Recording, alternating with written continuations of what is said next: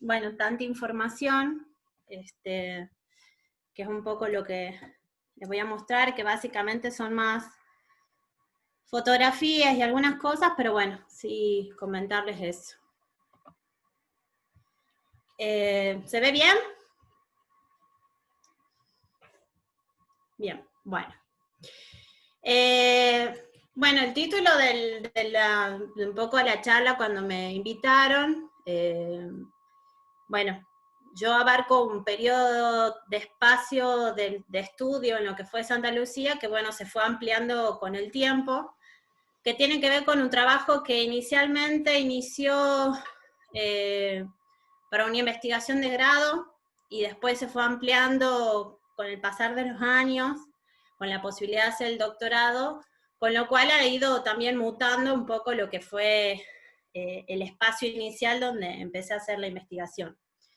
Y en eso, justamente yo originalmente empecé por lo que era el estudio de la base militar, en sí, en ese periodo en concreto, y con el paso del tiempo me fui dando cuenta que no se podía entender cómo se había llegado a la base militar sin entender el periodo, digamos, la década anterior, que había implicado desde el cierre del ingenio en adelante, e incluso también en tratar de entender cómo había sido el ingenio azucarero de Santa Lucía. Sé que hay muchos que son de otras partes, entonces un poco para situar, yo trabajo en una localidad que se llama Santa Lucía, que está al sur de la capital tucumana, en lo que sería básicamente muy cercano al pedemonte de la Sierra de la Conquija. Esta ubicación geográfica, muy cercana a una zona montañosa y a su vez con una vegetación bastante tupida, le va a hacer que a lo largo de su historia esa ubicación sea muy funcional, y en el periodo en particular que yo trabajé, que tiene que ver con la década de los 60 y los 70, esta ubicación va a ser muy importante porque va a ser elegida para que en estas inmediaciones se ubique lo que fue la compañía de monte Ramón Rosa Jiménez, que fue parte del foco guerrillero del Partido Revolucionario de los Trabajadores. Pero bueno, eso lo vamos a ver un poco más adelante, pero sí marcar que esta ubicación geográfica, sí, bueno, le da un poco de la historia de lo que es el pueblo. Y dentro específicamente de la localidad, yo soy de la disciplina arqueológica, y mucho del trabajo que voy a mostrarles tiene que ver con un análisis de la espacialidad, en este caso, de lo que fue el ingenio y su mutación, digamos, de los espacios a lo que fue después la base militar. Y en específico empecé analizando lo que eran dos manzanas de la localidad de Santa Lucía, que correspondían a las manzanas donde estaba el ingenio. Una gran manzana donde se encontraba todo lo que era el polo productivo, los galpones, bueno, en todo el área de carga, descarga, y una manzana adosada, que era donde se ubicaba todo el sector básicamente administrativo, lo que era la casa del administrador del ingenio, el depósito de las bolsas de azúcar, oficinas que hacían a la cuestión administrativa, y es en esa manzana. ¿Por qué me focalicé en esa también? Porque después que cierra el ingenio, veremos más adelante, es en estas instalaciones principalmente donde se va a ubicar la base militar y lo que va a ser el centro clandestino de detención. Un poco para entender algo de lo que yo le decía para los que no son de Tucumán, los ingenios azucareros, la agroindustria azucarera, hacen mucho a lo que es la historia tucumana. O sea, tanto los personajes del poder político, como así incluso la ubicación geográfica de muchas de estas empresas, van a ir dando una cierta particularidad a la provincia que tiene que ver con el rol que tenían los ingenios. Y dentro de eso, nosotros vemos que los grandes poblados de la provincia de Tucumán se originan justamente alrededor de un ingenio azucarero. Esto también va a implicar que a nivel social, estos ingenios van a ir dando una dinámica muy particular a la provincia, que desde los inicios va a recibir mano de obra de las provincias aledañas, de Catamarca, Santiago del Estero, o incluso también va a haber mucha migración laboral dentro mismo de la provincia, como por ejemplo en el caso del ingenio que yo trabajo, de Santa Lucía, mucha de la población que venía en la época de la zafra también era de los valles, de la zona de Amaicha, la zona de Los Asos, toda gente que migraba al momento de la zafra.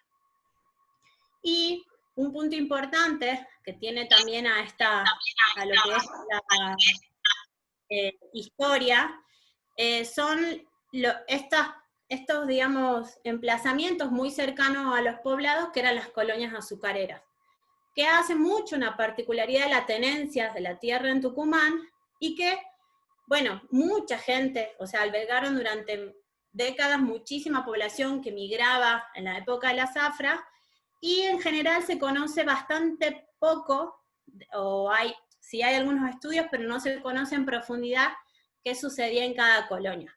¿Por qué marco esto? Pues yo decía que cuando fui avanzando en el trabajo, primero me había empezado a importar, a focalizar en lo que era la localidad de Santa Lucía, y con el tiempo ese espacio se fue ampliando hacia, por ejemplo, en este caso, agarrar todo lo que eran las colonias aledañas.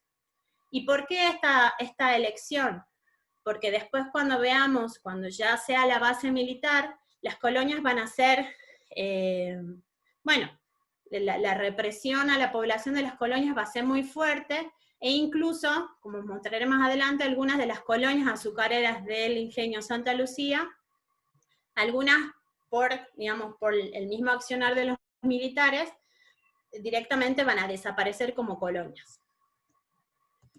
En esta fotografía un poco es una imagen, un croquis de una arquitecta que analiza los pueblos azucareros. Bueno, se ve justamente cómo las colonias siempre se ubicaban en los emplazamientos alrededor de los ámbitos fabriles.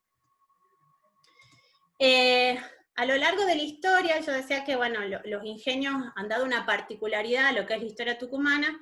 Yo en este caso voy a hacer un recorte que tiene que ver con esto de que yo decía, bueno, para entender cómo se llega a la instalación de un centro clandestino en lo que había sido un ex ingenio, bueno, tenía que ver qué había sido en las décadas previas, y bueno, eso me fue dando irme cada vez más atrás. Y en el caso particular yo, bueno, hago un recorte a partir de lo que va a ser estrictamente el golpe a Perón en 1955, porque a partir de esto, todo lo que va a ser el movimiento obrero azucarero tucumano va a empezar a cumplir un rol muy importante.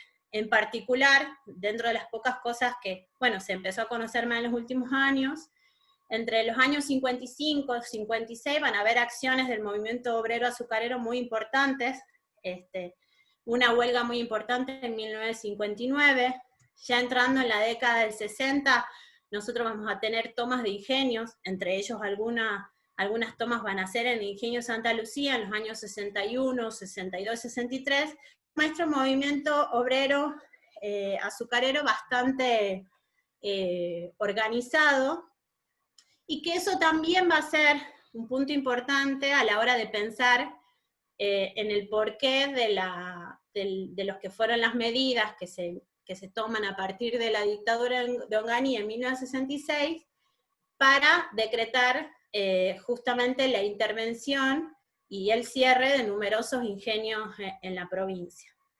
El 22 de agosto de 1966, como decía, se da este decreto. El ingenio Santa Lucía no va a ser entre los que va a estar en el primero en el decreto, pero finalmente se va a cerrar en 1968, pero desde 1966, a partir de diciembre de 1966, va a haber una conflictividad en alza muy importante en el ingenio Santa Lucía, que tiene que ver con que, en el marco de este escenario de crisis de la industria azucarera, a fines del año 66, la patronal va a tomar una decisión de, bueno, cambiarle la categoría laboral a trabajadores permanentes a pasar a trabajadores temporarios. Eso va a empezar todo un proceso de huelgas en diciembre de 1966, que va a confluir también con el inicio de intervención y cierre de otros ingenios, y vamos a tener jornadas de mucha, bueno, bastante álgidas, tanto en el pueblo como en otras localidades.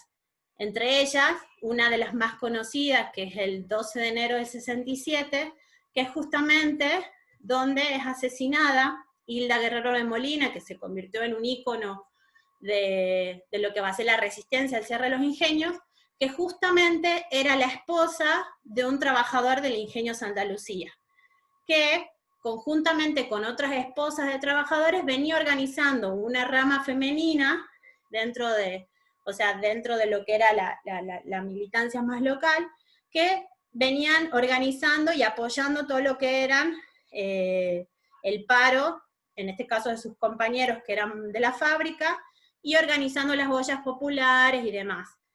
El caso de Hilda, bueno, era una de las mayores activistas, y bueno, en esa jornada del 12 de enero es cuando confluyen con otros ingenios en la localidad de Bellavista, y en esa instancia es asesinada por la policía provincial.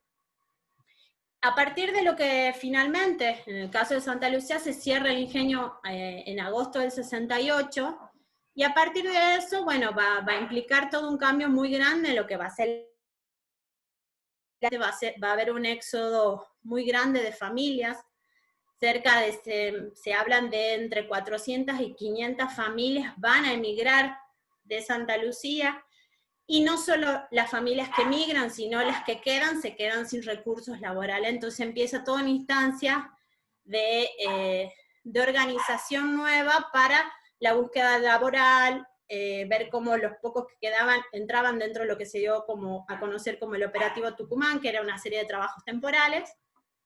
Pero bueno, en particular, digamos, en el ingenio Santa Lucía va a haber un cambio social muy grande.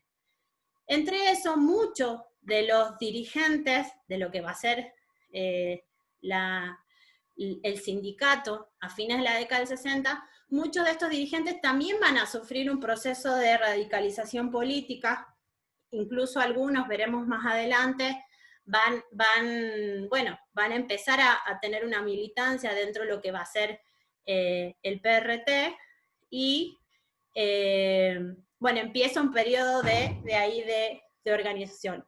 Esto confluye, digamos, con un proceso que no es solo local, sino incluso más a nivel provincial, donde nosotros vamos a tener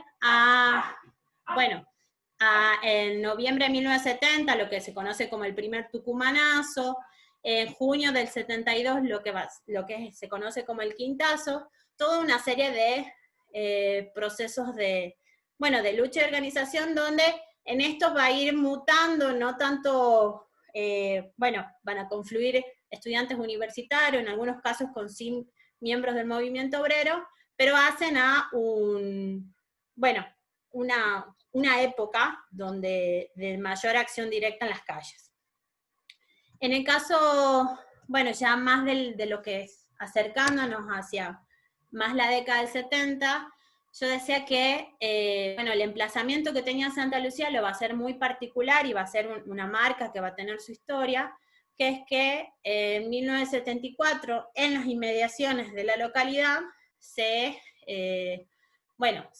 instala lo que va a ser la compañía de Monte Ramón Rosa Jiménez, que justamente toma su nombre de un zafrero, de un trabajador del surco que se llama Ramón Rosa Jiménez, que tenía vínculo con el Partido Revolucionario de los Trabajadores, y que es asesinado en 1972. Bueno, la compañía de Monte toma el nombre de este zafrero para darse a conocer en 1974. Y en este mismo año, yo lo pongo también para tener un poco el marco general provincial, hay hacia septiembre de 1974 una huelga muy grande, una de las últimas grandes huelgas antes del inicio del Operativo Independencia y después de la dictadura, una huelga de la FOTIA que va a paralizar la provincia, principalmente los ingenios y su producción, durante cerca de 18 días. Y en este momento también en estas instancias de huelga, algunos de los ingenios van a tener un proceso de organización bastante importante, algunos con una disputa muy grande entre las burocracias de los ingenios y los nuevos cuerpos de delegados, que hacen a todo a mostrar cómo era el rol importante que tenía el movimiento obrero azucarero, Y yo lo marco como importante porque también muchos de los principales actores de estas jornadas van a ser, a partir del inicio del operativo Independencia, detenidos, secuestrados y algunos de ellos, bueno, desaparecidos. Finalmente, como decía, en febrero de 1975, con el operativo Independencia, se ubican en toda la provincia toda una serie de centros clandestinos de detención y de bases militares, y en el caso particular de Santa Lucía, se ubica una base militar justamente en lo que eran instalaciones que habían sido del ingenio azucarero. Después, finalmente, tenemos ya, a partir del 24 de marzo de 1976, el golpe militar, donde algunas de estas bases van a seguir incluso su curso, como es el caso del ingenio Santa Lucía. Yo un poco para mostrarles, el trabajo mío consistió en varias fuentes. Una muy importante va a ser algunos de los trabajos arqueológicos, pero yo también, una parte muy importante tiene que ver con el trabajo con fuentes, bueno, escritas y todo lo que es el trabajo con medios gráficos, y también tuve una serie de fotografías que fui anexando con el tiempo, que son algunas otorgadas por vecinos de Santa Lucía, y otras que fueron, ya les voy a mostrar más adelante, encontradas como fotografías inéditas en el archivo de la Gaceta. En el caso de esto voy a mostrar algunas de las fotografías de lo que fue, bueno, básicamente de lo que era el funcionamiento del ingenio, de lo que eran los trabajadores al interior del ingenio Santa Lucía, en el momento bueno, en el que todavía estaba en funcionamiento, antes del cierre del ingenio, que bueno, marco ahí una cuestión temporal. Estas fotografías son del funcionamiento, y después van a venir toda una serie de fotografías que hacen ya al trabajo con los archivos, más que nada gráficos, de algunos medios. Entre ellos, bueno, trabajé con el diario La Gaceta, pero también se trabajaron otros diarios, algunos suplementos de organizaciones políticas. Y un poco lo que fui en este tiempo era recopilando todo lo que fue la importancia que tenía el sindicato de Santa Lucía y el nivel de organización, que no solo se remonta a los últimos momentos del cierre del ingenio, sino que empiezan a tener un rol muy importante ya desde la década del 50, con toda una serie de huelgas. En la década del 50, por ejemplo, hacen una huelga muy importante para sacar a uno de los capataces, que aparentemente, bueno, lo que mencionan era bastante malo, entonces hacen toda una huelga de varios días donde lo logran cambiar, y después toda una serie ya del periodo que yo decía del 61 al 63, donde hay toda una serie de tomas de fábrica y demás. Por ejemplo, esta fotografía es de una asamblea en las afueras del ingenio, justamente para organizar una marcha en conjunto que se estaba haciendo en el año 1962. Después viene toda una serie de noticias que justamente muestran ya, a partir del cierre del ingenio, todo lo que va a ser digamos, las acciones del sindicato y las distintas actividades que van a tener, no solo a nivel bueno, de la cuestión de los trámites que tenían que ver con la vinculación con el Ministerio de Trabajo, con la patronal, sino también de lo que van a hacer específicamente las huelgas y las asambleas desde fines del 66 hasta iniciado 1967. En esto, bueno, hay una serie de fotografías que son de la asamblea. En esta solo marco algunos puntos importantes, que son, bueno, se ven los principales delegados, y en esta fotografía aparece uno de los delegados que ya era importante en la década del 60, y que después del cierre del ingenio, eso es algo que marcar, esta organización que tenía el sindicato, a pesar que el ingenio cierra, la van a seguir manteniendo. O sea, el sindicato va a seguir funcionando, los trabajadores van a seguir teniendo una cierta pertenencia al sindicato, y también van a empezar a tener un nuevo rol en el sindicato todos los trabajadores de las colonias. ¿Por qué? Una vez que se cierra el ingenio, la fábrica, las colonias van a seguir produciendo, en algunos casos, y vendiendo a otros compradores.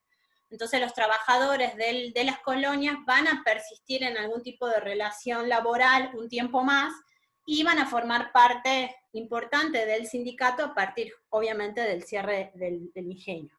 En esta fotografía aparece Julio Ahumada, más conocido como el Mago, que era el tesorero del sindicato de Santa Lucía y que en va a sufrir numerosas detenciones a lo largo del operativo, y en mayo de 1976 va a ser la última detención, y a partir de eso va a permanecer desaparecido.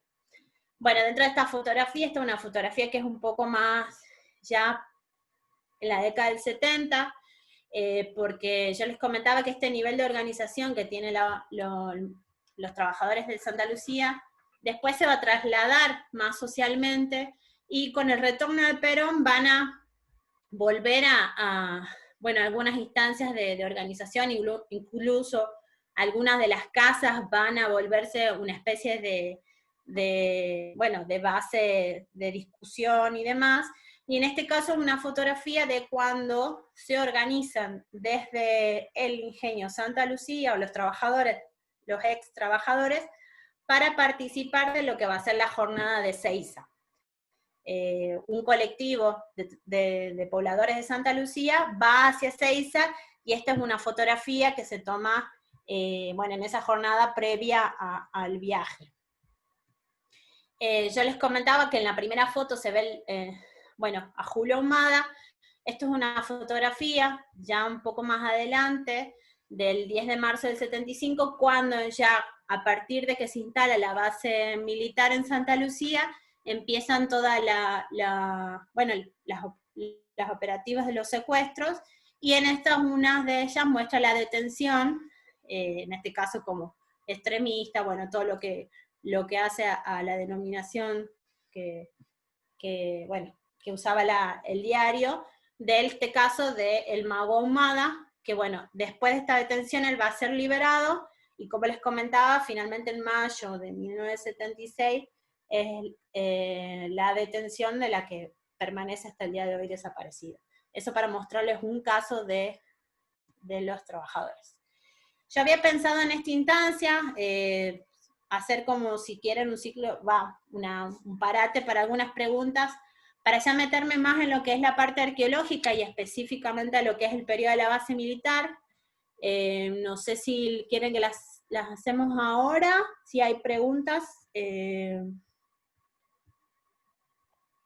Lo que sugerimos es que traten de utilizar la opción de levantar la manito, puede ser en pantalla o con el botoncito específico, o si quieren las pueden escribir en el chat si están muy tímidos todavía, y se las leemos con mucho gusto también.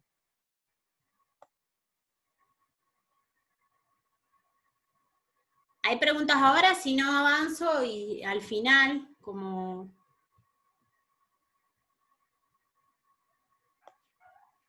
Sí, sigamos, Conti, yo cualquier cosa te interrumpo un minutito y te comento. Bueno. Dentro de la parte de lo que va a ser los trabajos arqueológicos, les voy a mostrar yo, como decía, fui ampliando un poco lo que era la escala inicial, que solo se centró en el poblado, para ir, ampliando un poco la mirada. Entonces hay como distintas escalas de lo que fue el trabajo arqueológico a lo largo de los años. En particular ahora vamos a empezar con la escala mayor, que tiene que ver con... en este caso dar cuenta lo que eran las colonias del ingenio Santa Lucía, que en este caso, es una fotografía aérea del año 1968, donde se ve lo que es el poblado de Santa Lucía, y se ubican en los alrededores todo lo que van a ser las series de colonias vinculadas al ingenio. En el chat. Escucho un sonido. Tenemos un Bien, bueno, compañero continúo. acoplando. Bien, continúo un poco para mostrarles.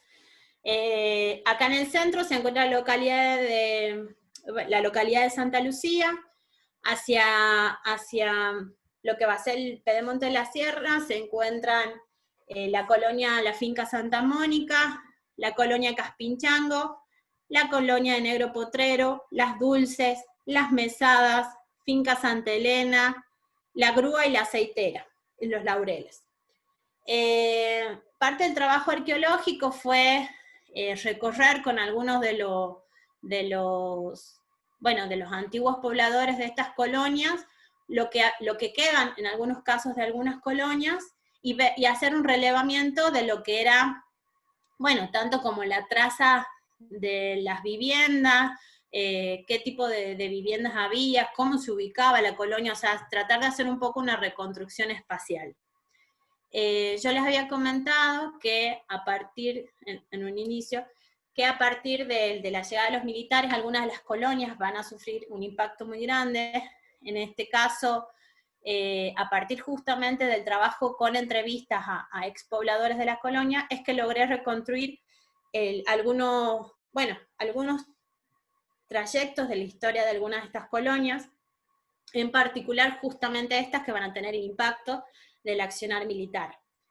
Este es el caso, por ejemplo, de la colonia Negro Potrero, que hacia 1974, ya con la incursión grande, porque, o sea, a partir de que se instala la Compañía de Monte, van a haber una serie de operativos llamados antisubversivos, que van a estar, bueno, en algunos casos en manos de la Policía Federal, otros casos en manos de la Policía Federal conjuntamente con el Ejército, y ya desde el año 1974 van a empezar estas incursiones donde las poblaciones de estas colonias van a ser, bueno, ya empiezan a ser hostigadas, algunas sufren detenciones y demás.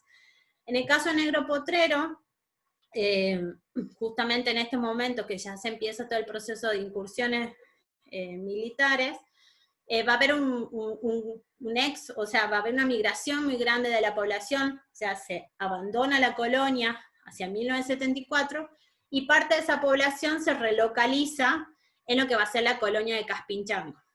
Después algunos de ellos nuevamente, después, bueno, con el tránsito del Operativo Independencia y de la dictadura, incluso algunos van a volver a tener una nueva relocalización, ya sea en el poblado de Santa Lucía, o en algunos casos, por ejemplo, hay una migración a Buenos Aires. En el caso de las colonias Las Dulces, por ejemplo, a partir del Operativo Independencia, 1975-1976, directamente, por una disposición de los militares, esta población va a ser directamente localizada nuevamente toda en un barrio de la localidad de Santa Lucía. Finca Santa Elena, La Grúa, La Aceitera van a ser también colonias que por el impacto del accionar militar y del hostigamiento van a ir migrando las poblaciones, y las colonias en sí van a desaparecer.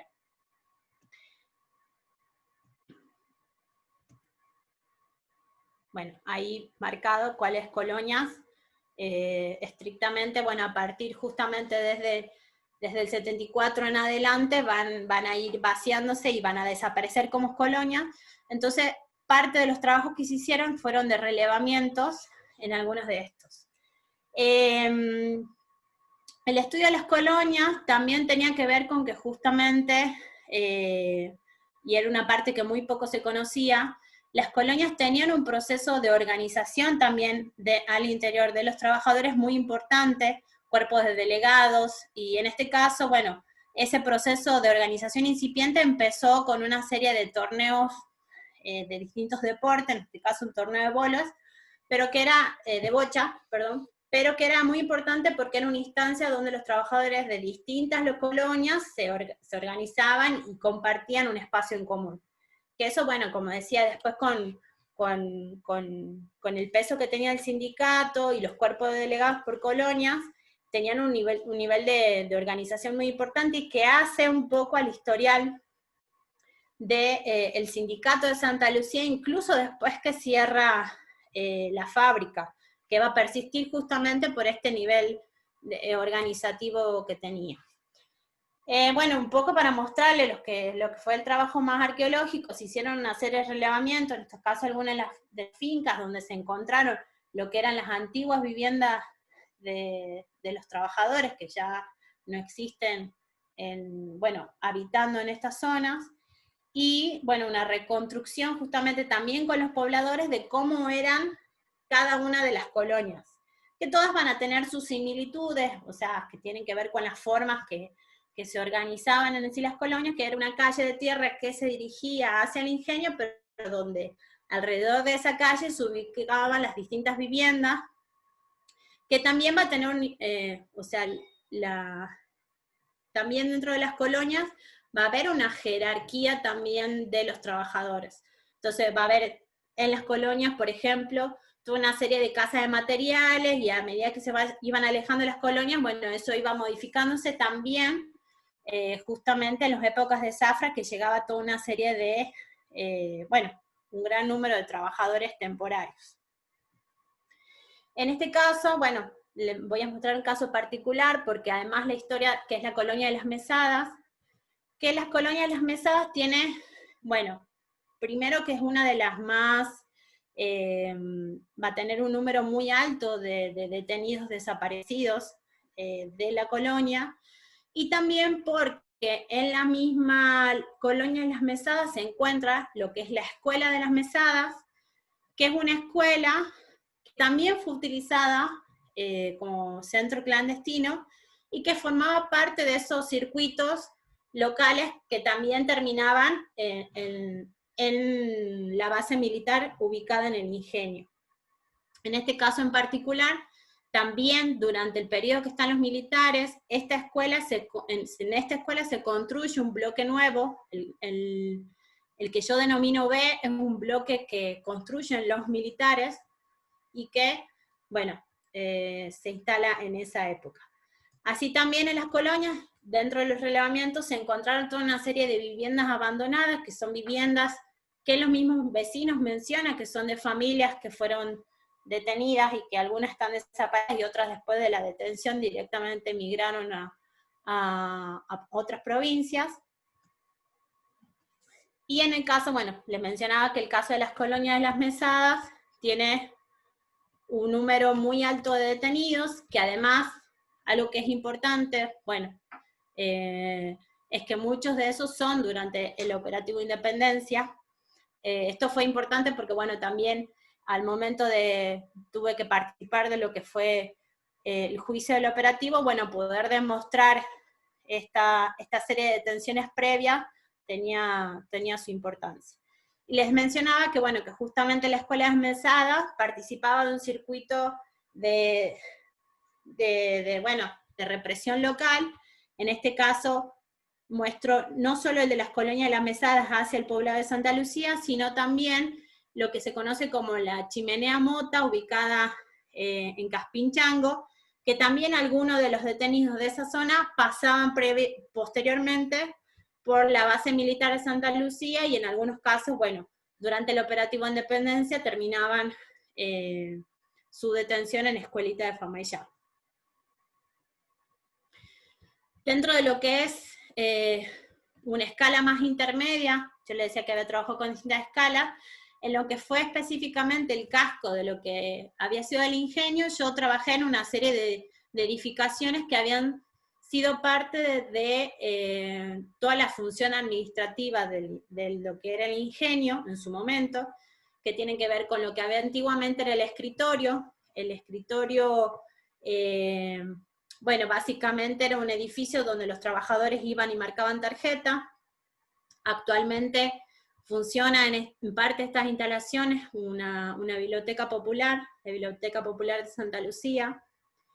Después se hizo un análisis en lo que era la casa del administrador, que la casa del administrador, cuando es base militar, es el lugar donde van a estar los altos mandos del ejército, y una serie de otras edificaciones que van a tener su importancia, específicamente las marcadas acá en flecha, lo que era la casa del tesorero y el depósito de bolsas de azúcar, porque estas dos edificaciones van a ser donde se va a instalar el centro clandestino de detención, que ya les voy a mostrar más adelante, que originalmente se hablaba específicamente de un sótano ubicado en el depósito, y que con algunas de las investigaciones que se hicieron se amplió justamente el espacio de lo que era el centro clandestino, sumando algunas instalaciones que formaban parte de la casa del tesorero.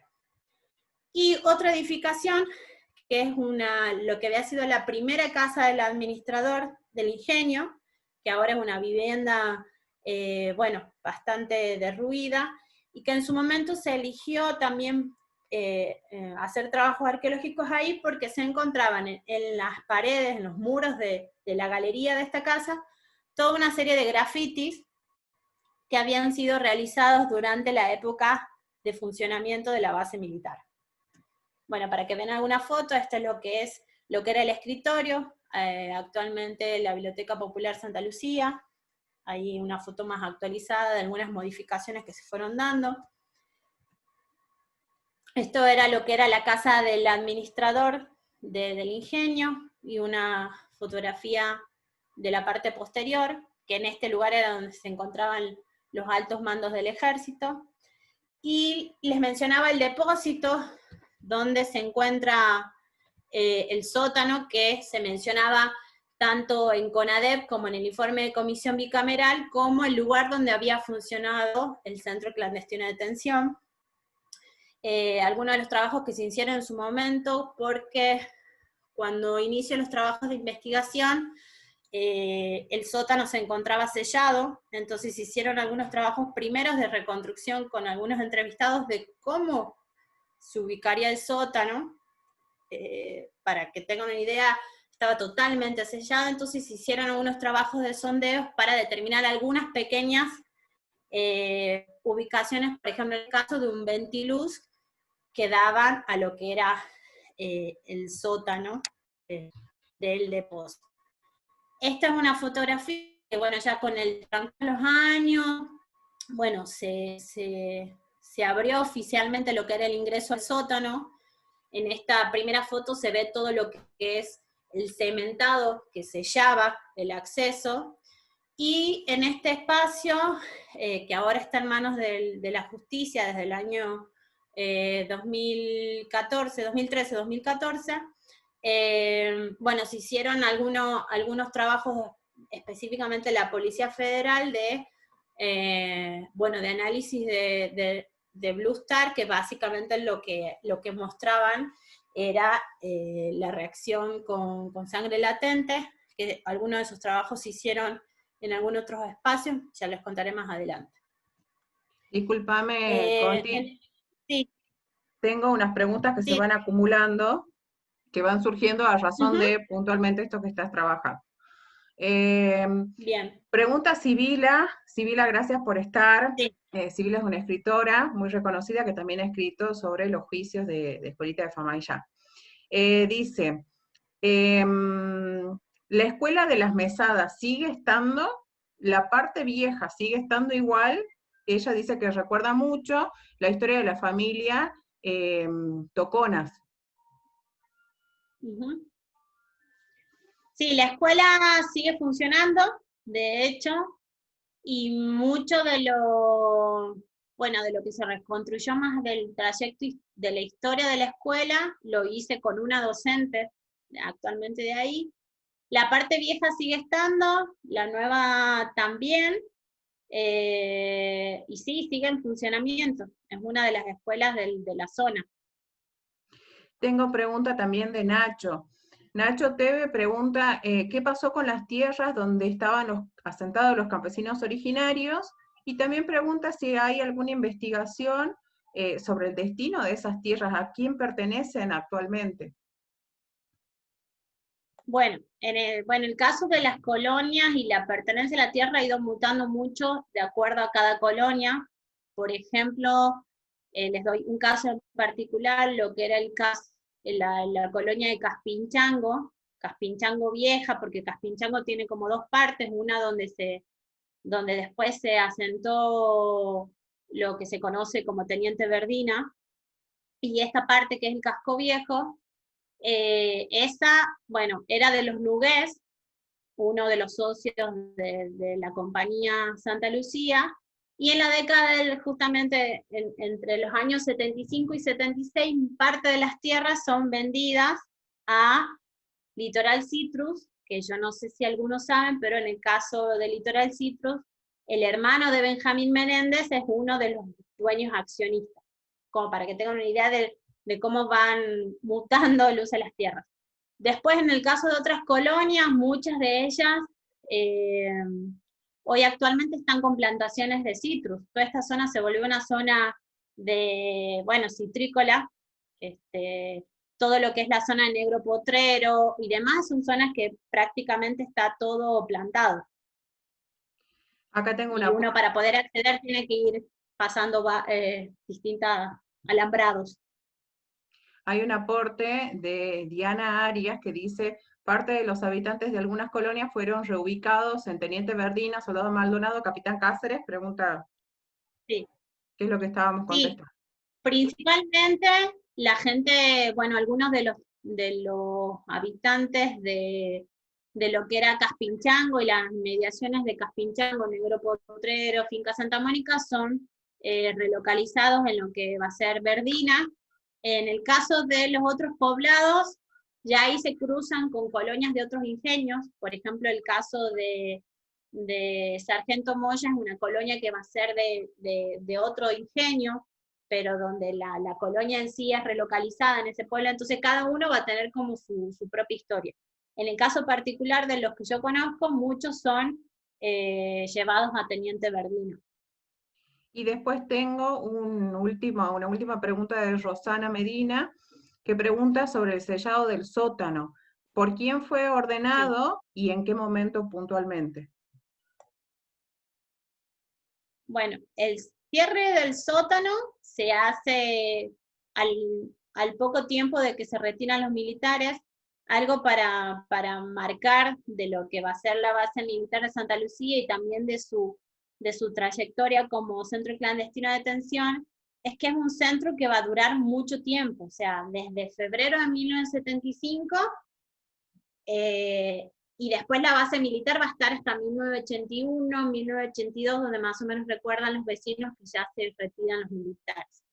En ese periodo de tiempo el uso va a tener sus modificaciones, no va a ser lo mismo el año 75 y 76, donde es el pico de las detenciones y de la represión, a lo que nos relatan algunos que ya van a ser los años más del 78, 79, 80, 81, donde la base militar como que va a ir modificando sus funciones, por así decirlo.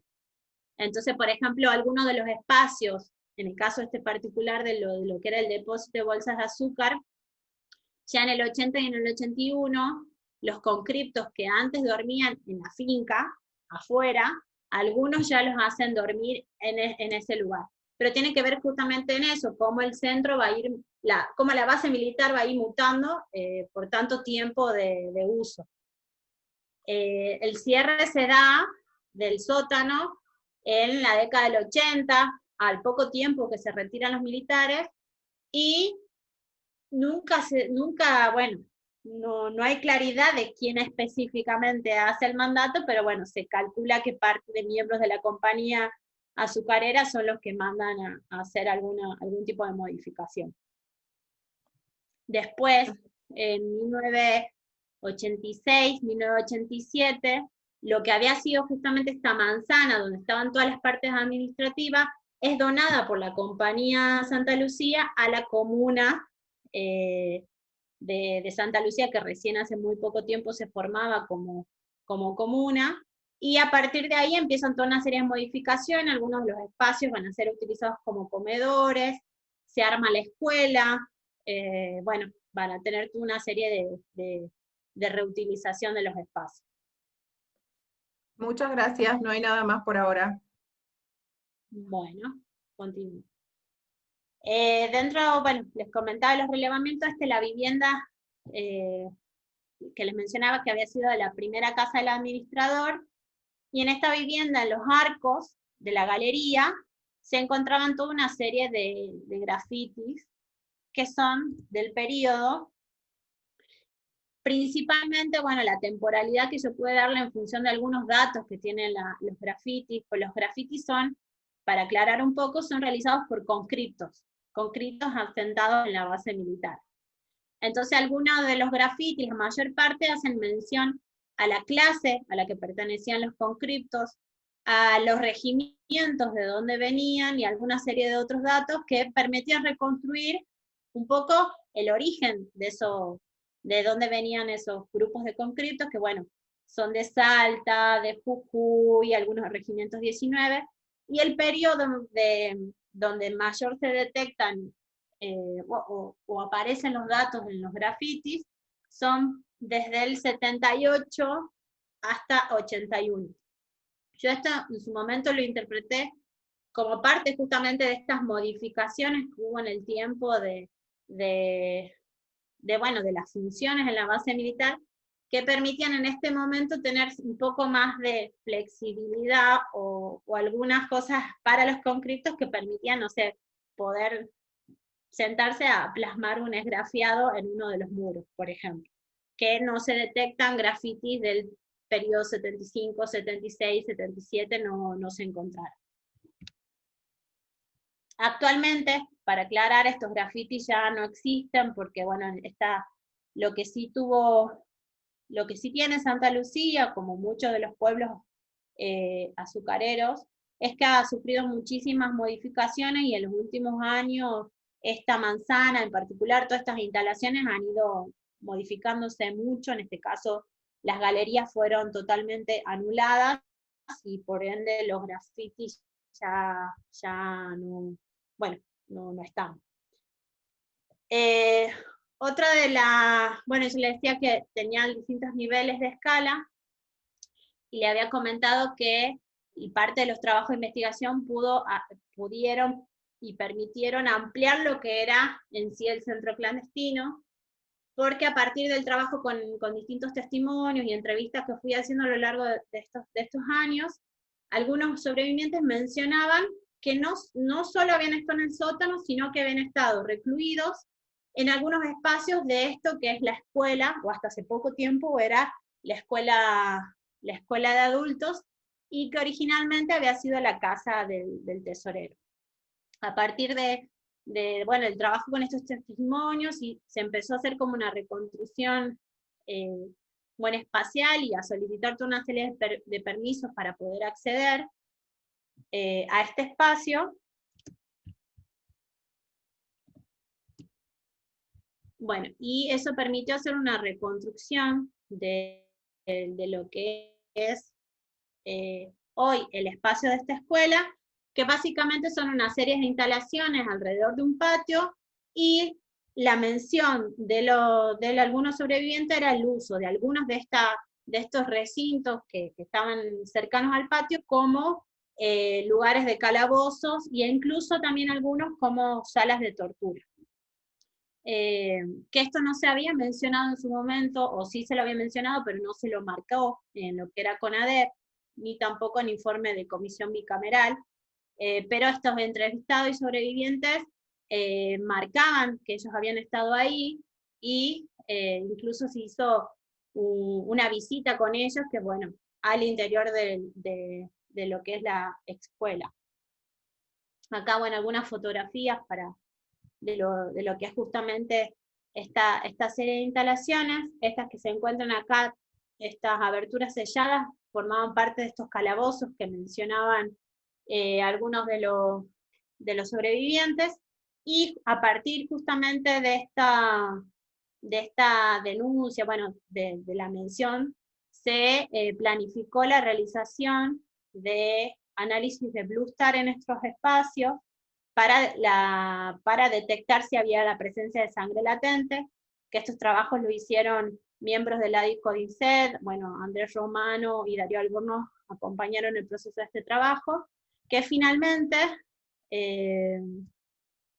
bueno, voy a mostrar una foto más adelante, pero bueno, dio positivo a sangre latente en los espacios que había marcado el testimonio, y que bueno, que se hicieron estos análisis. Algunas de otras cosas que se hicieron de los trabajos en esta edificación tienen que ver con, primero, la identificación de una serie de pinturas en las capas de la construcción. En este particular, en esta fotografía, se lee FT Subteniente Verdina, que esto es una pintura que es de la época de la base militar. Un poco para comentarles, la base militar de Santa Lucía, que es a partir del operativo Independencia, en su primer origen va a tener una fuerza de tarea asentada, que es la FT, se conocía Conquista. Cuando sucede lo de Verdina, bueno, en esta necesidad de nombrar todo, y renombrar y marcar a sus héroes, bueno, le ponen como denominación a la base militar FT Subteniente Verdina, y eso es la pintura que se ve. Y también se encontró, bueno, una serie de pinturas que hacen ya al momento posterior a lo que fue el uso como escuela. En este caso es una fotografía de la inauguración de la escuela, donde se ve, bueno, la marca de las pinturas esas que se encontraron. Y otra de las cosas que se encontraron al interior del patio es una serie de marcas que yo las denomino de impacto de proyectil, que son una serie de marcas muy específicas que tienen los muros de las paredes del patio, y que además se ubican a una distancia de 1,50 m aproximadamente, que es, bueno, del tórax de una persona, que además se condice con la mención de algunos sobrevivientes, bueno, de fusilamientos en este espacio. Igual quedarían a hacer otros estudios de metales pesados y demás para corroborar específicamente ese uso. Como le decía, bueno, en este espacio se hicieron, en los espacios que marcó algunos de los testimonios, se hicieron los análisis de Blue Star, que dieron positivo. En este caso muestro solo uno, que es de lo que él denominó el testimonio como otra sala de tortura. Bueno, algunas de las fotografías de los resultados positivos.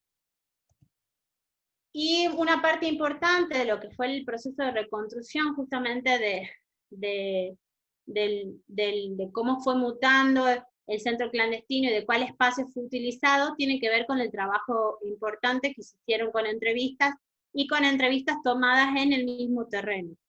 Que eso, en el caso específico de la escuela, fue muy importante, porque lo que dispara poder estar en ese mismo espacio a nivel de recuerdo fue muy importante para poder profundizar, bueno, el estudio sobre ese espacio.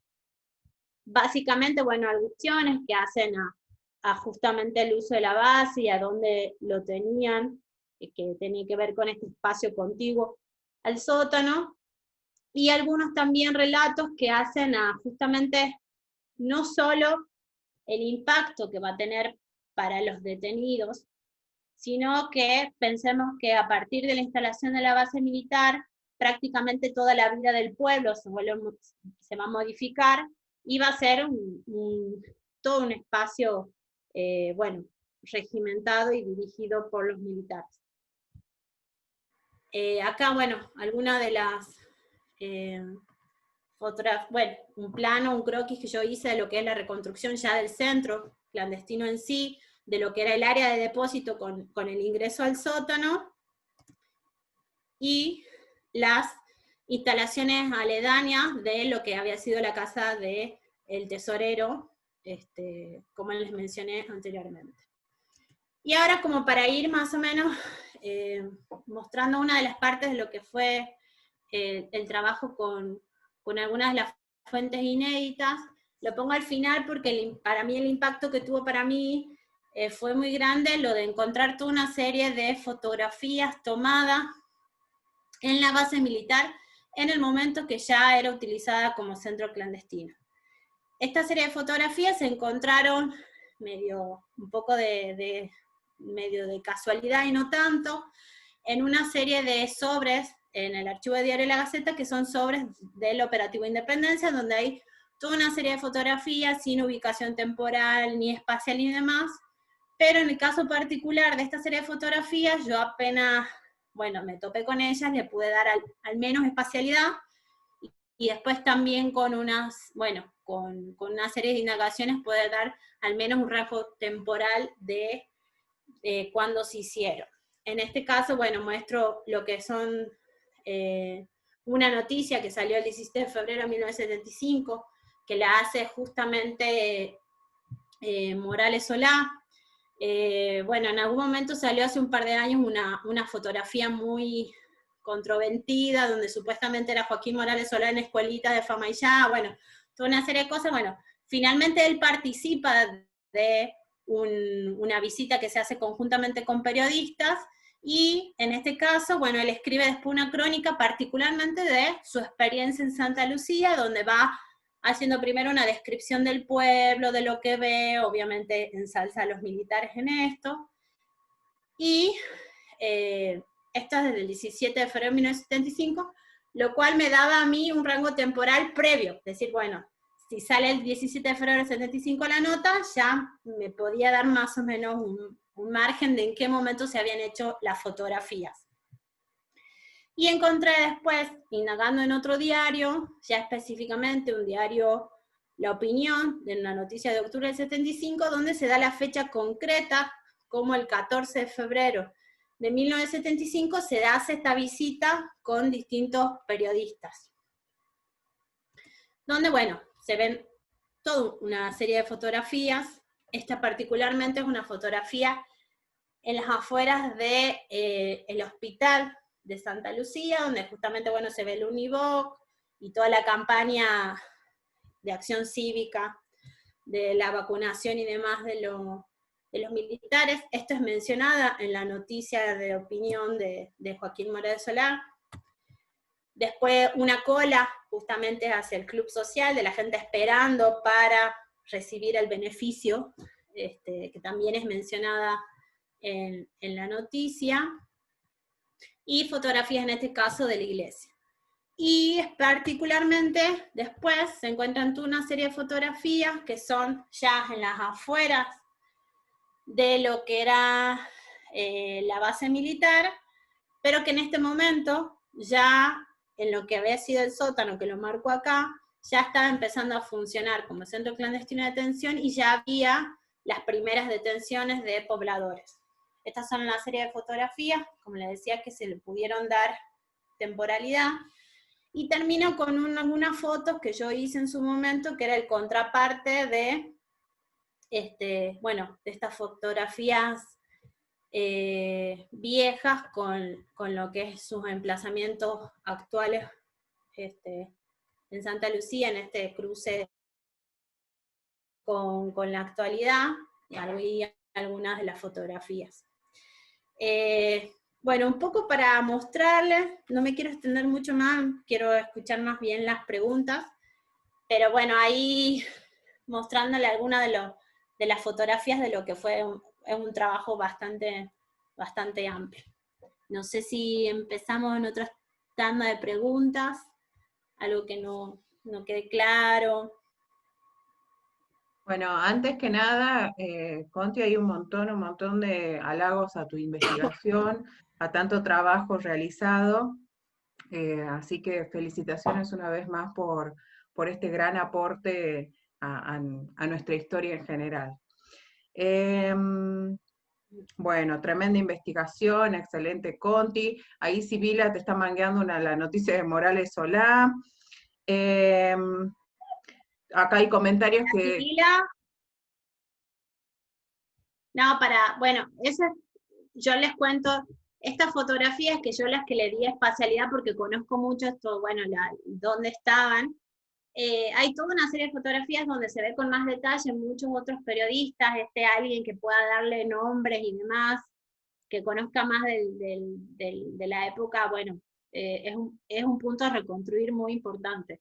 En este caso, bueno, las fotografías de si era o no Morales Solá queda totalmente dilucidado, es Joaquín Morales Solá, la fotografía, y además no solo en el emplazamiento de Santa Lucía, sino toda una serie de emplazamientos que van mostrando en ese pack de de fotos. Ya específicamente acá muestro, bueno, las que son de Santa Lucía, pero es todo un punto para seguir analizando y profundizando. Conti, si podemos salir del modo presentación, así nos Sí. ponemos para vernos todos, todas y todes.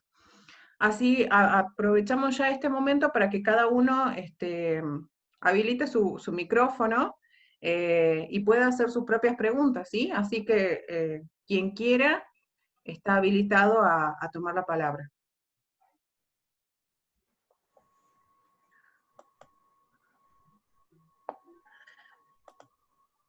Bueno, hola, ¿qué tal a todos? Soy Alicia Bogia, trabajo en Mendoza en temas de memoria. He tenido la posibilidad de conocer el enorme laburo que hacen en la Escuelita de Famayá. Quiero felicitarte, Constanza, la verdad que la investigación es impecable y es un laburo impresionante, así que ponelo a disposición para que puedan laburarlo. Quería hacer solamente una pregunta que tiene que ver con que cuando mostraste las últimas imágenes de las filminas, que tiene que ver con la comparación de las fotos anteriores y actuales, pensé inmediatamente en el trabajo de Susan. Ay, nunca recuerdo el apellido, Laura Bravo, vos lo vas a saber, la tipa que hace la investigación sobre las fotos en trabajo de memoria, Susan Sontag. Perfecto, en ella. Pensé en el trabajo de ella y en la importancia que tiene, sobre todo, este tipo de laburos, para laburar no solo digo, en la educación obligatoria, sino en el nivel superior, estos temas de la enseñanza del pasado reciente.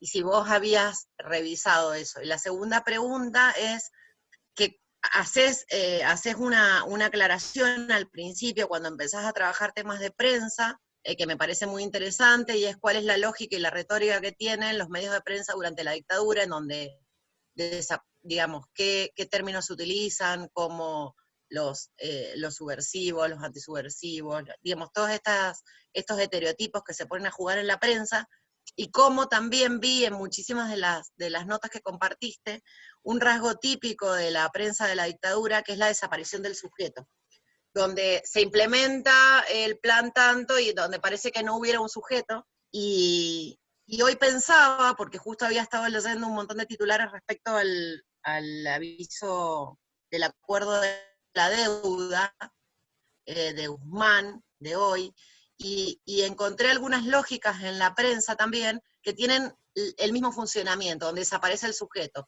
Se acuerda la deuda del Estado argentino, donde desaparece el sujeto que la toma, que es el gobierno anterior o lo que sea.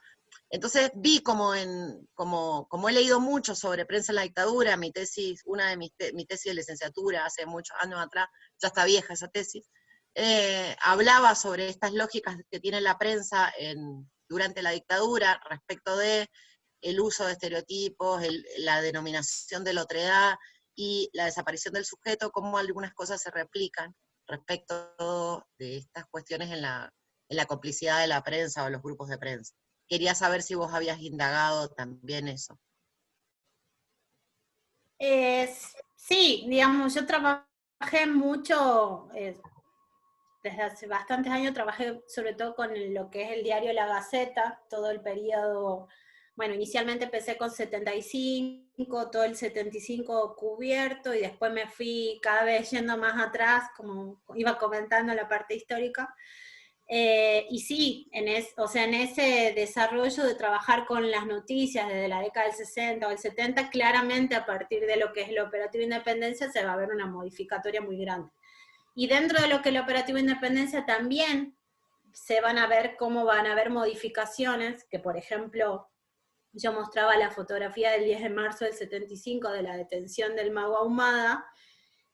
Durante unos primeros meses, desde no sé, enero del 75 hasta junio del 75, esta lógica de mostrar todo el tiempo la detención de los subversivos va a estar presente. A partir de julio en adelante, ya eso ya no va a ser parte de la política de los diarios y no se va a mostrar las nuevas detenciones. e incluso empieza a haber una lógica más donde los militares prácticamente les dan a los diarios cuál es el comunicado tal cual que tienen que poner sobre una noticia en particular. Esto en todo lo que es lo largo del 75 se ve bien palpable estas distintas etapas que tienen que ver con que el 75 acá en Tucumán, en algún punto, bueno, muchos de los investigadores lo mencionamos como el laboratorio. Bueno, en ese laboratorio van a haber mutaciones, o sea, va a ir transicionando todo, y en esto en los diarios también se ve claramente. Y con respecto a la primera pregunta, sí, yo lo vengo leyendo mucho sobre el tema de las imágenes, la memoria. De hecho, hay también un investigador alemán que analiza algunas fotografías del Holocausto, y se habla mucho sobre justamente el impacto que tiene la imagen. Y a mí, por ejemplo, me inspiré bastante para hacer estas fotografías, un trabajo que se hizo en Chile, en lo que es el estadio, bueno, que ahora se denomina Víctor Jara, pero bueno, donde se hizo un trabajo similar de este contraparte de la fotografía vieja con la actualidad, y que me parece que tiene un impacto explicativo muy grande, digamos. ¿Podrías compartir después ese artículo para poder usarlo con fines pedagógicos? Y para cerrar, agradezco enormemente la precisión de tu exposición. La verdad que te felicito. Muchas gracias.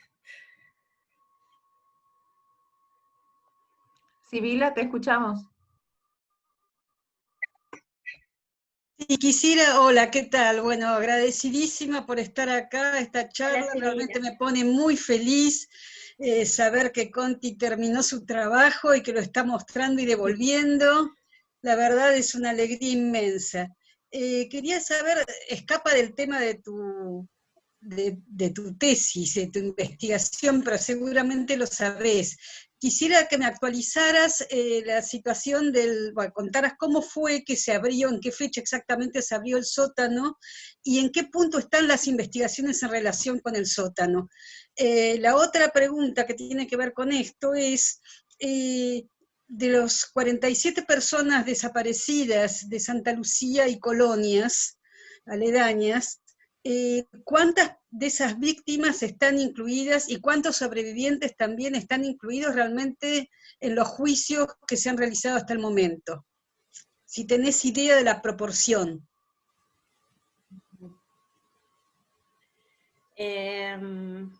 Bueno, con respecto a lo de los juicios, sí tengo al tanto, por ejemplo, de lo que es el juicio del operativo, lo que está en curso ahora, que ahí, por ejemplo, se están tomando los casos de las desapariciones de las colonias de las Mesadas. En ese caso, sí, en particular, sí sé, digamos, que están en cuenta de esos. En lo que es de los detenidos sobrevivientes, es mucho más variable. Yo, bueno, siempre un poco comento esto, que cada vez que voy a Santa Lucía me entero de otra persona más que fue detenida y que nunca hizo la denuncia. Esto es prácticamente moneda corriente.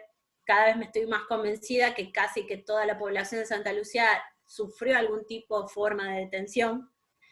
Y en este caso, como les digo, o sea, son muy pocos los que hicieron la denuncia, aún quedan muchísimos porque hagan la denuncia, y también las denuncias, bueno, en estos casos no siempre se tocan su caso en particular, sino son convocados, por ejemplo, para hablar sobre otros casos. De la totalidad de los detenidos desaparecidos, que bueno, también es una totalidad parcial, ahí veo que está Estela, Asaf, y con Estela y Delia Quinteros también, que veo que está, a principios de años intentamos tomarnos en serio lo de poder completar el listado, y nos damos cuenta que siempre es una tarea así, bueno, que siempre nos encontramos con uno nuevo, con uno que falta y demás. Bueno, justamente hay tanta dificultad para armar el listado, con mayor dificultad, muchos de ellos no están dentro incluidos de los que han sido los juicios, en los que van siendo los juicios hasta ahora, es lo que puedo mencionar. Sí hay casos que sí, pero también hay toda una serie de casos que todavía no han formado parte de los juicios. Ceci pedía la palabra. Perdona, y el tema del Sí, sótano. perdón. Ah, sí, perdón, me había quedado uno inconcluso. Bueno, el sótano, en el año 2014 es que oficialmente pasa a estar en manos de la justicia, o sea que la justicia puso una orden de no innovar y se puso una custodia para el acceso. A partir de lo que fue esa intervención en el 2014, se hizo solo lo que mencionaba, un análisis de Bluestar que lo hizo la Policía Federal.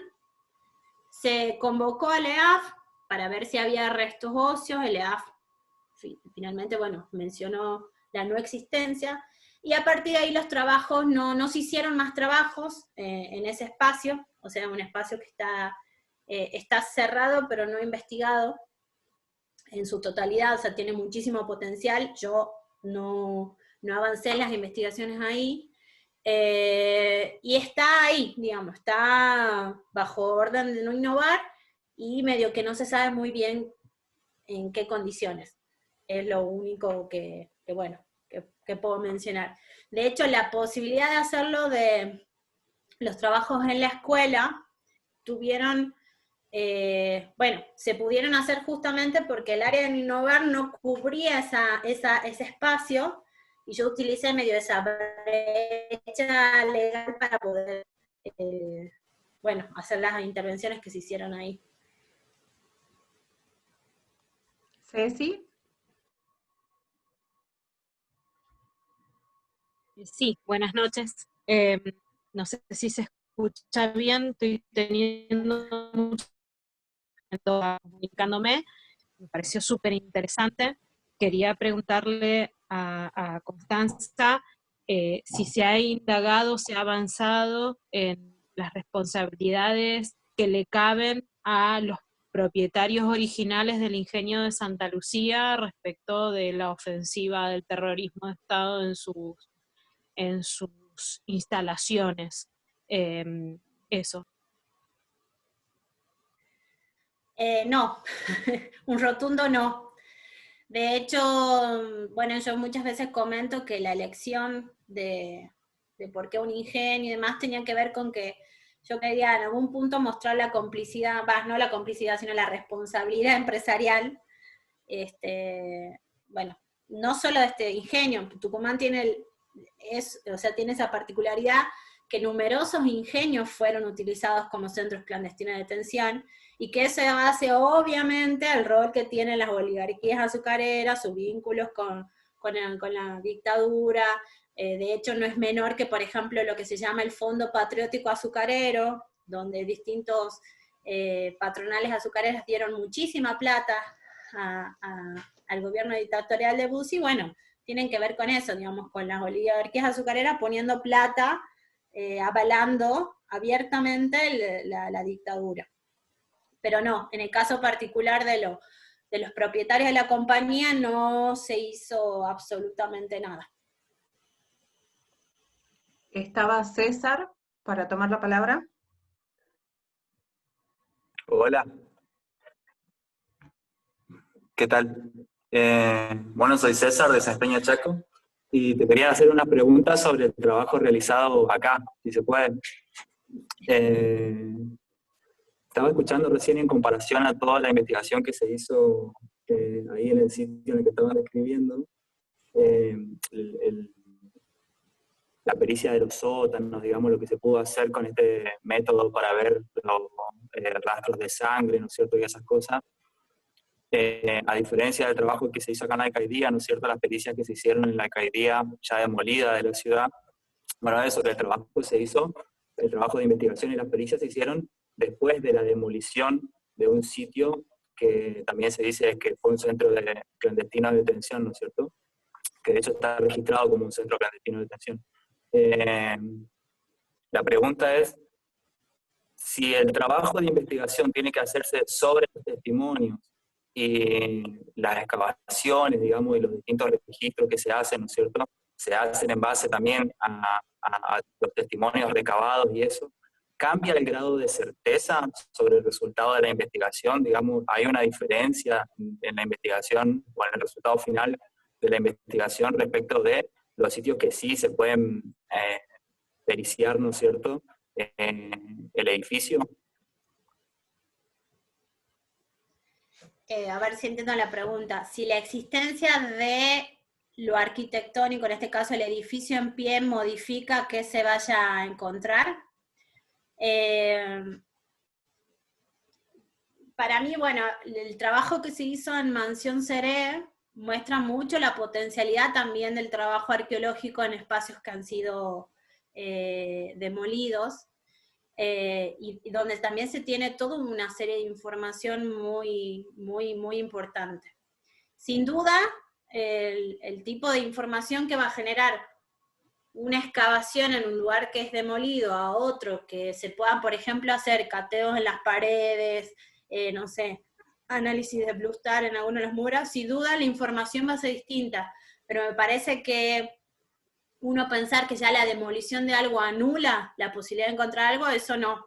Me parece que sí la información cambia, pero no es que no tenga potencial de encontrar.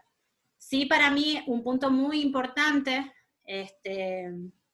y ahí yo pongo siempre, bueno, hago foco en que lo testimonial, el trabajo con los testimonios, es una pata muy importante en la investigación, porque es la que permite poder, no sé, algún rasgo que uno encuentre, que no darle algún tipo de, no sé, no poder interpretarlo. Bueno, el trabajo con algún testimonio puede brindar más información que contribuya a esa interpretación o a conocer un poco más. No sé si respondo la pregunta. Sí, sí, y por ahí para explicar un poco mejor lo que quería preguntar es, Sí. vos mostrabas en el registro del sitio ahí, la capa de hormigón, por ejemplo, con la que se había tapado, ¿no es cierto?, el sótano en ese momento.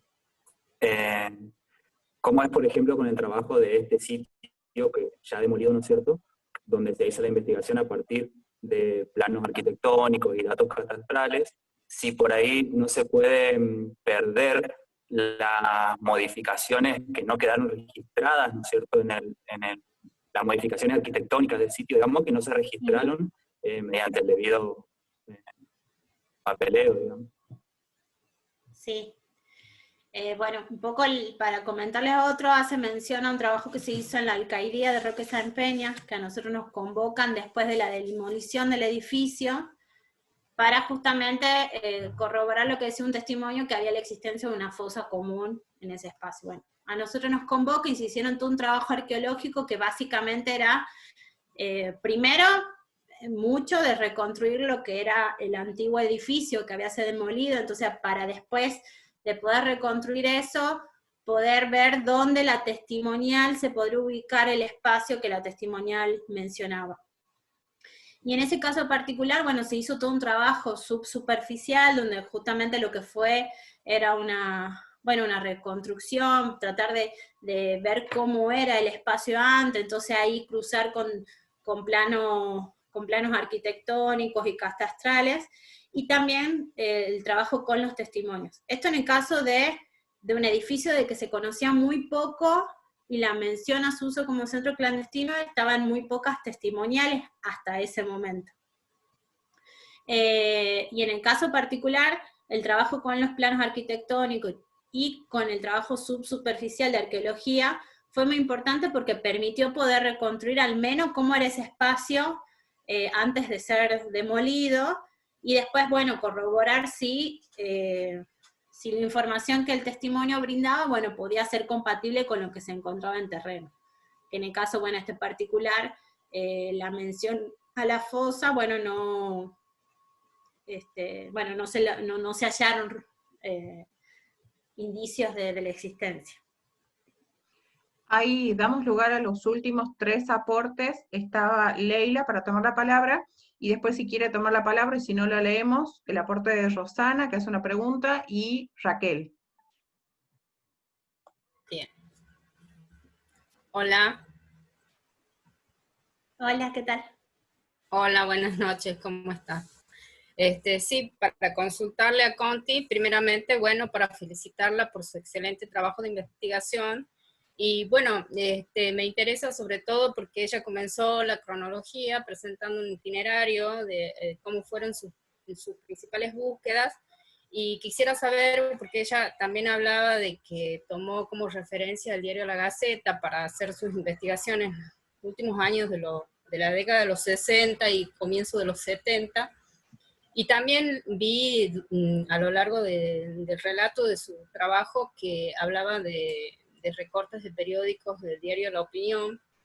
Me interesa sobre todo también saber si también tomó como referencia otros puntos como ser archivos de la provincia, el archivo de la FOTIA, y sobre todo cómo pudo ir vinculando esa información.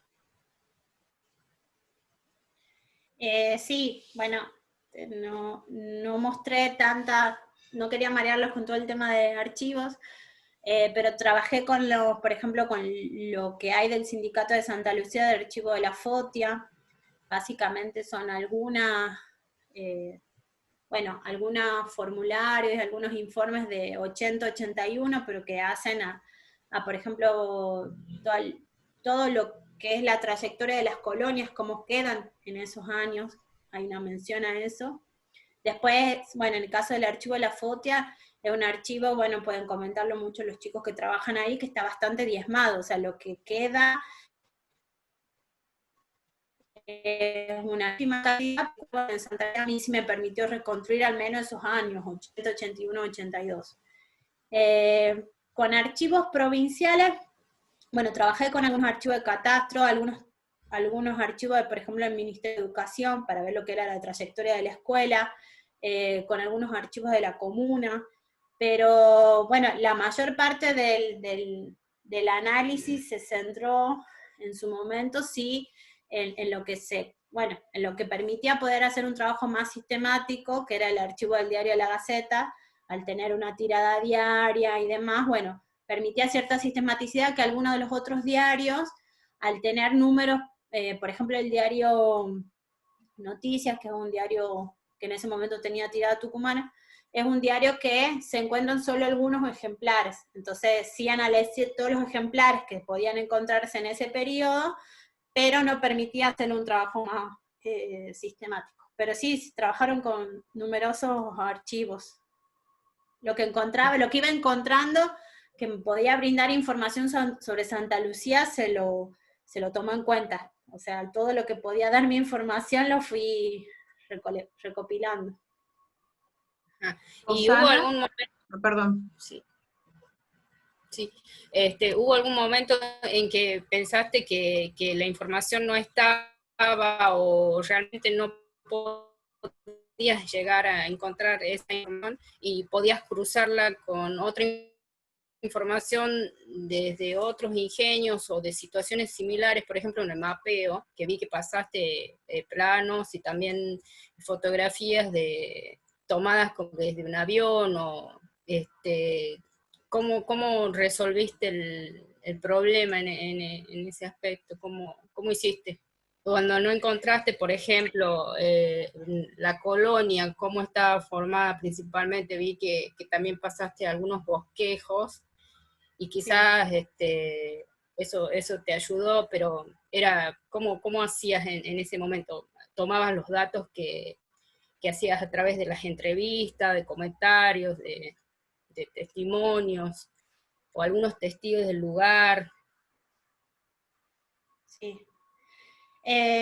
Bueno, en realidad desde que empecé la investigación, sabiendo el periodo que iba a abordar, sabía que iba a abordar un periodo donde probablemente me iba a faltar mucha información, y muchos de los datos no iban a estar, y muchos de los archivos no iban a existir.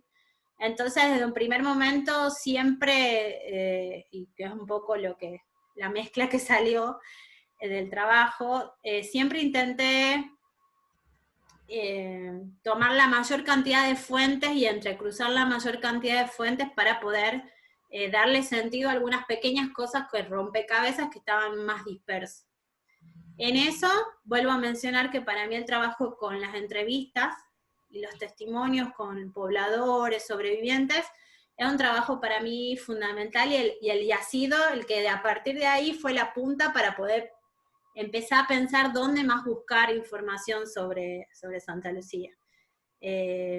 O sea, yo cuando empecé tenía créanme, muy poca noción de dónde podía encontrar información, y en eso fui como asentándome en lo más básico, que era, bueno, testimonio de familiares, de vecinos, el diario La Gaceta, que era un diario que existía, que algo, o sea, si bien no iba a decir todo, de alguna forma algún tipo de información se iba a encontrar, y me fui dando con que medio encriptados a veces, medio sin poder darle mucho sentido, tú tienes algún otro dato que se puede incorporar, y en este caso en particular salió lo que salió, que fue un mix de un montón, creando un montón de tipos de fuentes y formas de acceso a la información, que son las entrevistas, los archivos de diario, las fotografías inéditas, no solo las del diario, sino las que mostré que la población fue acercando.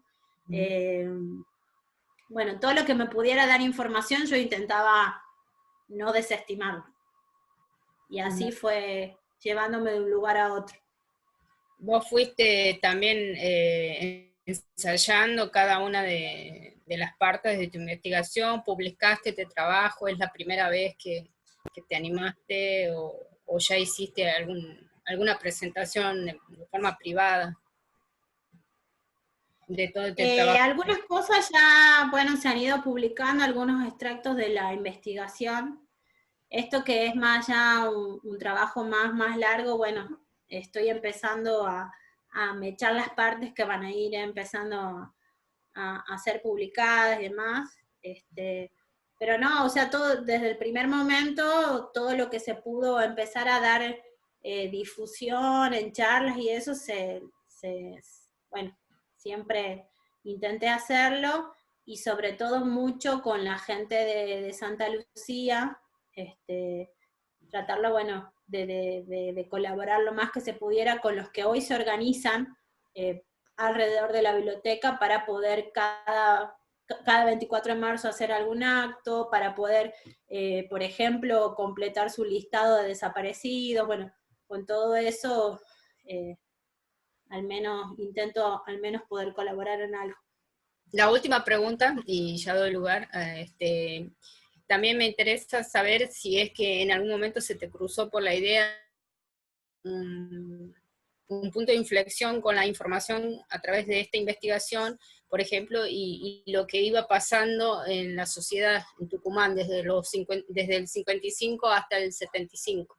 Si pensaste cruzar la información como para ver otros resultados y ver si podías irte por otro lado, o siempre tuviste la idea solamente de hacer este registro arqueológico. No, de hecho la idea nunca fue terminar en lo que terminé. Sí, ha ido mutando, o sea, todo el proceso de investigación, la posibilidad de acceder a algunas cosas y demás. También, en mi caso en particular, también tuvo que ver mucho con las posibilidades de ir haciendo cosas, o sea, las posibilidades de acceso. Por ejemplo, yo decía, el sótano no se investigó. Sí. El sótano para mí es un espacio que debería investigarse, que es una pendiente que la justicia debería, bueno, en concreto todavía no se hizo. Entonces yo en su momento tuve que dejar eso en stand-by porque no podía, por las cuestiones más formales y legales, avanzar con eso, y fui, bueno, un poco por los márgenes, y eso permitió, por ejemplo, en este caso en particular, poder, bueno, dar con lo que fue la escuela y el uso de la escuela también como parte del centro clandestino de represión, poder escuchar otros relatos que sean por fuera del, por ejemplo, lo que figuraba o solo en CONADEP o en informe de comisión bicameral, y bueno, fue llevando por otros cursos. Bueno, eso, porque en el año 1968 se hizo una presentación de un grupo de artistas rosarinos que vinieron a investigar la cuestión esta del cierre de los ingenios y toda la crisis que estaba pasando en Tucumán a finales de los años 60, y sobre todo hicieron un registro de investigación, no tan solo del material que obtenían a través del testimonio de los mismos actores principales de aquella situación, sino también hicieron todo un registro fotográfico y tomaron eso como para poder exhibirlo y mostrarlo en Buenos Aires. Bueno, eso es como algo que se dio y como que estaba muy cerrado quizás, y si no hubiera sido por este grupo de artistas, quizás no se hubiera dado tanta magnitud al tema del azúcar, ¿no? La cuestión de los ingenios y todo lo que llevó después al tucumanazo, al cordobazo, y a todos los asos, ¿no? A estas situaciones críticas por estos cambios que se estaban dando en la provincia. Gracias, Leila. ¿Sigue Rosana por ahí?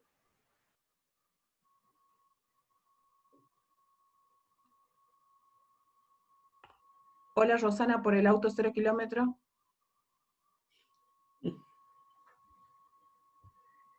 Bueno, entonces les leo lo que dejó acá, porque quizás ya se fue, porque hay gente que ya se está yendo, hay gente que tiene otras cosas que hacer a esta hora. A esta hora comienza la tarea en muchos hogares también de empezar a pensar qué se cena y ese tipo de cosas. ¿Qué vamos a hacer mañana? Dice, Conti, ¿qué piensas acerca de la mirada de los habitantes de Santa Lucía sobre esta historia tan dolorosa? Tanto las investigaciones, la intervención de la justicia, otras acciones, en cuanto han contribuido los vecinos a que puedan hablar sin miedo de esto sucedido.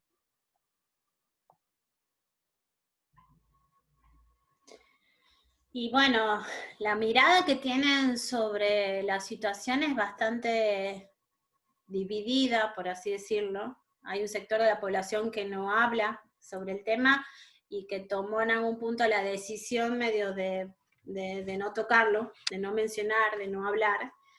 Y después hay otro sector de la población con el que yo tengo mucho vínculo, y menciono siempre, porque además fue fundamental ese vínculo para mí, para todo el desarrollo del trabajo, que es, bueno, la Biblioteca Popular, Delia, toda la gente que nuclea y que se nuclea alrededor de la biblioteca, que tienen otra mirada sobre el tema y que tienen otro empuje, y que además es un empuje ultra necesario, que muchas veces les he visto hacer un montón de cosas a contramano, y es una mirada totalmente opuesta al del resto de la población que pone paños secos y que quiere silenciar y que no habla sobre el tema.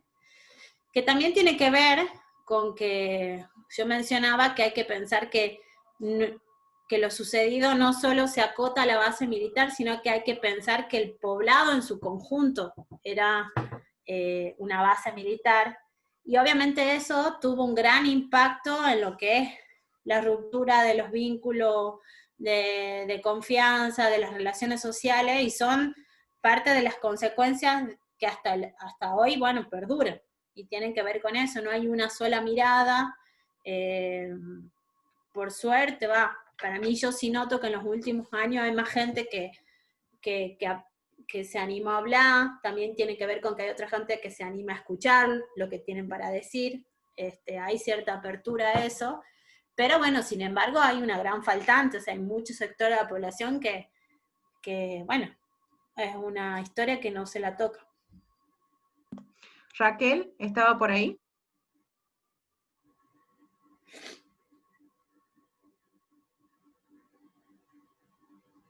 Raquel Papalardo, ¿puede ser?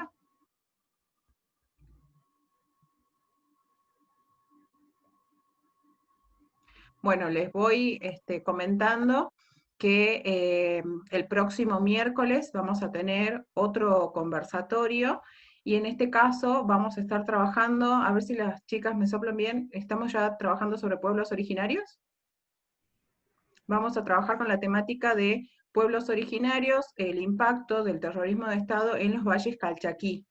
Entonces, también va a estar bien interesante, la inscripción va a salir mañana. Gracias, doctora Catania, por este chivo.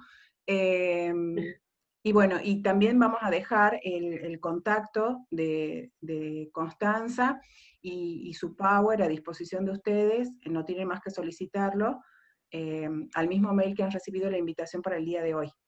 ¿Estaba por ahí Raquel? Sí, acá estoy, tenía Ahí está. apagado el micrófono. Bueno, solo te quería primero felicitar, Constanza, porque fue fantástico. Yo estoy en Buenos Aires, con lo cual para mí y para muchos que vivimos en la gran ciudad, es un tema bueno, que es lamentablemente necesario y muy importante que lo conozcamos. Solamente quiero decir esto y quiero hacer una pregunta. Yo trabajé en una escuela, que fui rectora de esa escuela, e hicimos un intercambio pedagógico con el Normal de Tucumán, y así llegamos a la escuelita, y nuestros estudiantes de la escuela media y del profesorado pudieron visitar la escuela y digamos, tomar y tener en cuenta todo lo que ha pasado allí en la escuelita de Tucumán. La pregunta es, ¿se puede acceder a estas colonias como para que se pueda vivenciar desde la presencia de lo que ha ocurrido en estos sitios? Porque realmente los estudiantes tienen muchísimo interés. Además es fundamental que todo esto llegue a las nuevas generaciones, que sea transmitido a los chicos de nivel medio, a los estudiantes de nivel terciario. Ellos lo llevan a las escuelas. En realidad esto se va reproduciendo, y es tan importante todo lo que nos has mostrado y todo lo que se hace desde los espacios de la memoria. Así que bueno, quería saber esto, si se podría llegar a visitar alguno de estas colonias, y bueno, una felicitación enorme, ¿sí?, desde mi lugar y desde la ciudad de Buenos Aires. Gracias. Bueno, gracias. Sí, algunas de las colonias se pueden visitar. De hecho, algo que me parece muy importante, que yo mencionaba, que la gente de la biblioteca viene tomando en sus manos. Hace un tiempo, no sé exactamente hace cuántos años, pero han ideado como un recorrido en el pueblo donde van contando parte de su historia. Ahora les podemos mandar a Delia que, bueno, se pueda incluir alguna de las colonias, pero algunas de las colonias son totalmente visitables. Otras, por ejemplo, que mencionaba, que está dentro de los campos de citrícolas ahora, bueno, tienen su dificultad, pero las más accesibles al pueblo, sí, tranquilamente se pueden visitar.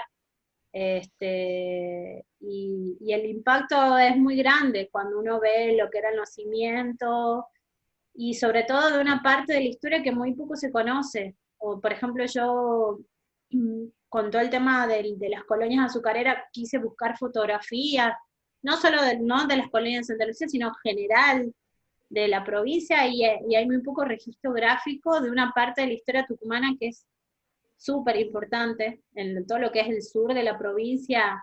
La migración que hubo y el intercambio poblacional que había era grandísimo, y de eso no hay registro. Hay un par de trabajos incipientes, pero hay mucho también por hacer. Muchas gracias. Bueno, si se animan y si tienen para regalarnos 2 minutitos más, les vamos a pedir que activen la cámara un minutito, nos vamos a regalar un retrato del día de hoy. Así que se me peinan, se me ponen lindos, lindas, lindes, con la mejor cara que tengan un miércoles a esta hora, por favor. Y me van a tener paciencia porque tengo 3 pantallas, así que por las dudas posan todo el tiempo, no vaya a ser que justo salgan con el ojo chingueado y después tengo la culpa yo. ¿Estamos? A la 1, a las 2, a las 3, fue la primera, voy a la segunda. Tienen que estar casi congelados, ¿sí? Banquen un minuto. Ahora sí. A la 1, a las 2, a las 3. ¡Ay, qué belles! Voy a la última. Ahora sí. A la 1, a las 2 y a las 3. Ay, esperen que acá se me actualizó. Se fue alguien. Ahí. 1, 2, 3. Perfecto. Han salido preciosos. Bueno, ha sido un gusto compartir con todos ustedes la jornada de hoy. Los esperamos el próximo miércoles. Esperamos que les haya gustado. Gracias por habernos regalado este tiempo para compartir. Será hasta la próxima. Muchas gracias, Constanza. Gracias por todo esto. No, gracias a ustedes por la invitación. Nos vemos la próxima semana. Adiós. Buenas noches. Adiós. Buenas noches. Gracias.